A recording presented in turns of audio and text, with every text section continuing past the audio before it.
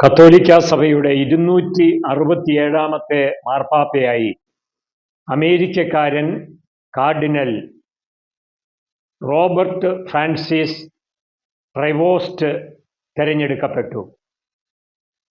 ലയോ 14 എന്ന പേരാണ് അദ്ദേഹം സ്വീകരിച്ചത്. ലയോ എന്ന പേര് കേരളീയർക്ക് വളരെ പരിചിതമാണ്.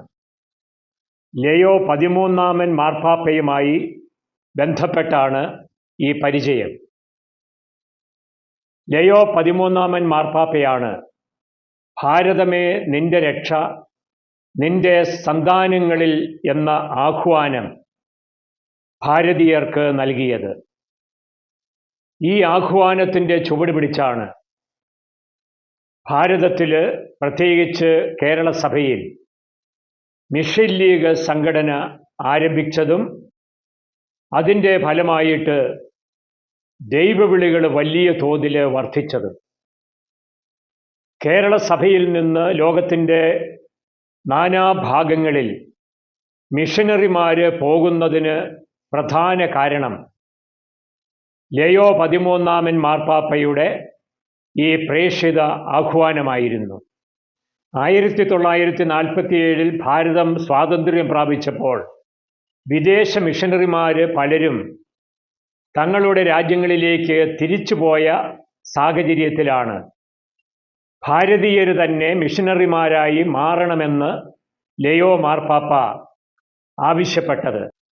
വലിയ പ്രേക്ഷിത മുന്നേറ്റത്തിന് കാരണമായി തീർന്ന 13 ലയോ മാർപ്പാപ്പയുടെ അതേ പേര് തന്നെ പുതിയ മാർപ്പാപ്പ സ്വീകരിച്ചതിലൂടെ പ്രേക്ഷിത പ്രവർത്തനം സഭയുടെ മുഖ്യ ധർമ്മമായി താൻ കാണുന്നു എന്ന് സൂചിപ്പിക്കുകയാണ് എന്ന് ന്യായമായും കരുതാവുന്നതാണ്. മാത്രവുമല്ല, അദ്ദേഹം തന്നെ പ്രേക്ഷിതനായിരുന്നു. ജനിച്ചത് ഷിക്കാഗോയിലാണ്, അതായത് വികസിത രാജ്യമായ അമേരിക്കയിൽ. വികസിത രാജ്യങ്ങളെ ഒന്നാം ലോകമെന്നാണല്ലോ പറയുക.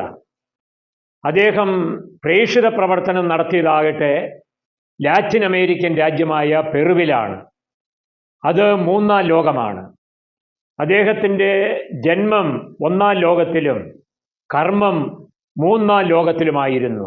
ലയോ 13 മാർപ്പാപ്പായുടെ പ്രേക്ഷിത ചൈതന്യം മനസ്സിൽ സൂക്ഷിക്കുന്ന പുതിയ മാർപ്പാപ്പ സ്വാഭാവികമായും പാവപ്പെട്ടവരുടെയും ദരിദ്രരുടെയും നീതി നിഷേധിക്കപ്പെട്ടവരുടെയും പാർശ്വവൽക്കരിക്കപ്പെട്ടവരുടെയും ഫ്രാൻസിസ് പാപ്പയുടെ ശൈലിയിൽ അരികവൽക്കരിക്കപ്പെട്ടവരുടെയും ഒക്കെ പക്ഷത്ത് നിന്ന് സഭയെ നയിക്കാനുള്ള സാധ്യതയാണ് എല്ലാവരും കാണുന്നത്. അങ്ങനെ ചെയ്യുക വഴി പുതിയ മാർപ്പാപ്പ കടന്നുപോയ ഫ്രാൻസിസ് മാർപ്പാപ്പയുടെ ദൗത്യം തുടരുകയാണ് ചെയ്യുന്നത്. ലോകം ആഗ്രഹിക്കുന്നതും പൊതുസമൂഹം വിലമതിക്കുന്നതും അങ്ങനെയുള്ള അജപാലന നേതൃത്വമാണ്. കർദിനാളന്മാരുടെ പ്രായം പരിഗണിച്ചാൽ 69 വയസ്സ് ചെറിയ പ്രായമാണ്. പുതിയ മാർപ്പാപ്പ കർദിനാൾ പദവിയിലേക്ക് എത്തിയിട്ട് 2 വർഷങ്ങളാകുന്നതേയുള്ളൂ. കർദിനാൾ പദവിയിൽ അനുഭവ സമ്പത്ത് കുറവാണെങ്കിലും സഭയുടെ മുഖ്യ അധികാര ശ്രേണികളിലായിരുന്നു അദ്ദേഹത്തിൻ്റെ പ്രവർത്തനങ്ങൾ സമീപകാലത്ത് അധികവും. അഗസ്റ്റീനിയൻ സന്യാസ സമൂഹത്തിലെ ഒരംഗമാണ് ലയോ 14 മാർപ്പാപ്പ. ഗണിതശാസ്ത്രത്തിൽ ബിരുദം നേടിയ മാർപ്പാപ്പ ദൈവശാസ്ത്രത്തിൽ ബിരുദാനന്തര ബിരുദവും പിന്നീട് കാനൻ ലോയിൽ ഡോക്ടറേറ്റ് ബിരുദവും നേടുകയുണ്ടായി. അതിനുശേഷം അദ്ദേഹം അധ്യാപകനായും അജപാലകനായും വർത്തിച്ചു. മെത്രാൻ എന്നുള്ള നിലയിൽ അദ്ദേഹം വലിയ സ്ഥാനങ്ങൾ അലങ്കരിച്ചു വന്നു. ലോകമെമ്പാടുമുള്ള മെത്രാന്മാരും വത്തിക്കാനും തമ്മിലുള്ള ബന്ധത്തിൻ്റെ കണ്ണിയായിട്ട് പുതിയ മാർപ്പാപ്പ പ്രവർത്തിക്കുകയുണ്ടായി. അതുപോലെ തന്നെ ലാറ്റിൻ അമേരിക്കൻ പൊന്റിഫിക്കൽ കമ്മീഷൻ്റെ ചെയർമാനായിട്ടും പ്രവർത്തിച്ച് ലോകമെമ്പാടും അറിയപ്പെടുകയും അനുഭവജ്ഞാനം ആർജിക്കുകയും ചെയ്തു. ഫ്രാൻസിസ് പാപ്പയെ പോലെ ലളിത ജീവിതം നയിക്കാനുള്ള സാധ്യതയാണ് എല്ലാവരും കാണുന്നത്. കാരണം പാവപ്പെട്ടവരോട് അത്രമാത്രം താദാമ്യം പ്രാപിക്കുന്ന ഒരു വ്യക്തിയാണ് അദ്ദേഹം. മാർപ്പാപ്പയായി തിരഞ്ഞെടുക്കപ്പെട്ട ശേഷം പൊതുസമൂഹത്തോട് സംസാരിക്കവേ താൻ അഗസ്റ്റീനിയനാണ് എന്ന് അദ്ദേഹം എടുത്തു പറയുകയുണ്ടായി. വിശുദ്ധ ആഗസ്തീനോസിൻ്റെ വളരെ പ്രശസ്തമായ ഒരു വാക്യം അദ്ദേഹം ഉദ്ധരിച്ചു. ഞാൻ നിങ്ങളുടെ ഇടയിൽ നിങ്ങളെപ്പോലെ ഒരു ക്രിസ്ത്യാനിയാണ്, നിങ്ങൾക്ക് വേണ്ടിയാകട്ടെ ഞാൻ നിങ്ങളുടെ മെത്രാനും എന്നാണ് വിശുദ്ധ ആഗസ്തീനോസ് പറഞ്ഞത്. ഈ വാക്യം ഉദ്ധരിക്കുക വഴി സാധാരണ ജനങ്ങളുടെ ഒപ്പം തന്നെ പരിഗണിക്കുന്നതാണ് തനിക്കിഷ്ടമെന്നുള്ള ആ ഒരു സന്ദേശം മാർപ്പാപ്പ നൽകുകയായിരുന്നു. അതേസമയം ഇടയൻ എന്നുള്ള നിലയിൽ സ്വാഭാവികമായും സഭയുടെ വിശ്വാസവും സന്മാർഗവും ധാർമ്മികതയും നിയമവ്യവസ്ഥയും ലിറ്റർജിയുമെല്ലാം കർക്കശമായി മുന്നോട്ട് കൊണ്ടുപോകുന്നതിനുള്ള പ്രത്യേകമായ നയവും നിലപാടും മാർപ്പാപ്പ സ്വീകരിക്കുമെന്നുള്ള പ്രത്യാശയുമാണ് തെരഞ്ഞെടുപ്പിന് ദൈവത്തിൻ്റെ പ്രചോദനം ലഭിച്ചപ്പോൾ കർദിനാളന്മാർ ചിന്തിച്ചിട്ട് ഉണ്ടാവുക.